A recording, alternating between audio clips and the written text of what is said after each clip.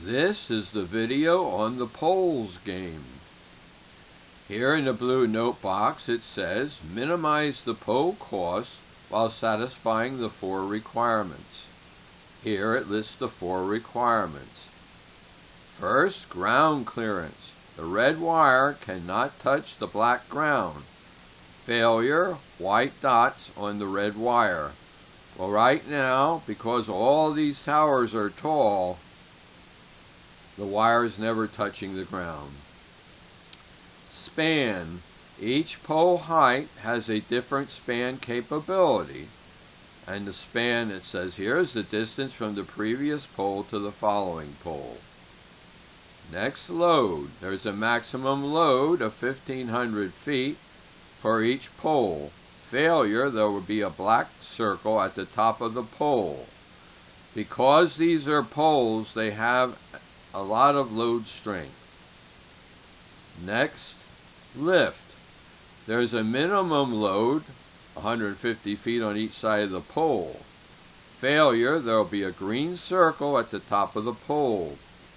Down here we see 2 poles, one over here and one over here. Both of them have a problem with lift.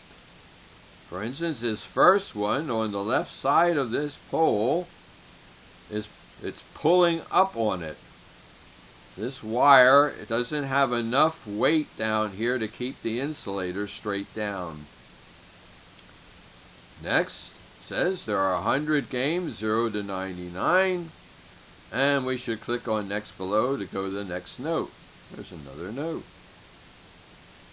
In the brown box at the upper right is a list of the height, span, load, and cost of the 8 poles. Here's the brown box about the poles. Over here it has a row for the height, the span, the load, and the cost for each pole. The ground clearance for the wire of 50 feet was subtracted from the height of each pole. What that means is here where it says this pole is 30 feet high, it's really 80 feet high. But we subtracted off the 50 feet so we can show down here when it touches the ground. The span for a pole is the distance between the previous pole and the following pole. The load for a pole is the distance between the wire's lowest points before and after the pole. At the middle right is an example of measuring the span and load of a pole. Right here, it shows the example. The span for this pole in the center is from this pole to that pole. The distance is the span. The load is the distance between the lowest point of the curve of the wire on the left and then to the one on the right. That's called the load. At the middle right is an example of measuring the span and the load. The span to height ratio is 10 to 1. This curve is exaggerated. Actually, this distance between the poles is 10 times as high. It's way over here. But in order to show as many poles as we had to change the ratio and made it 10 to 1. There are 200 positions for a pole, left to right. Click on the position where you want to place a pole. Alright, I come over here and I see, well, this pole is in lift. I don't want the pole there, so I'm going to take it away. By clicking on it, let's see if I can. Well, when I take it away, now we have white dots on the red wire indicating the wire is touching the ground. So what I'm going to do is I'm going to put a pole here by clicking there. There's the pole. Alright, we're going to click next. If a pole is already there, it will be removed. Alright, that's what we did. We clicked on the one that had lift and it went away. When a pole is placed, nearby poles are removed. Well, it knows that poles cannot be close to each other, so it assumes that you wish to remove them if you place another pole nearby. To change the height of a pole, click on the pole position until it is light blue color. That means it's the active pole. Well, you notice here, this one that we put there now is light blue. It's the active pole. Then click on the height you want in the brown box, the upper right, that's here. Shorter poles cost less, but are weaker. Well, why don't we try shortening this pole to lower our cost? Well, right now it's 100 high. Let's make it 90. Doesn't have a problem with that. Let's make it 80. Yep, I gotta get on the 80. Says that's all right also. Let's go down to 70. It says it can be 70. We'll go lower. 60. Oh, we got to 60. Now it says this pole is in lift, caused by the wire coming down from up here. The insulator won't hang straight down anymore. That's not allowed. We'd have to make it taller. Next it says if the testing solution does not meet the 4 requirements, the test cost will be red highlighted. And here we see it's red highlighted. Still has 2 poles in lift. You can view the dynamic programming solution by clicking on the green box on the middle left. Alright, here's the green box. Right now we see this is your testing solution. If I click this green box, and I'm going to do that now, it's going to show you the dynamic programming solution. I click it, and there it comes.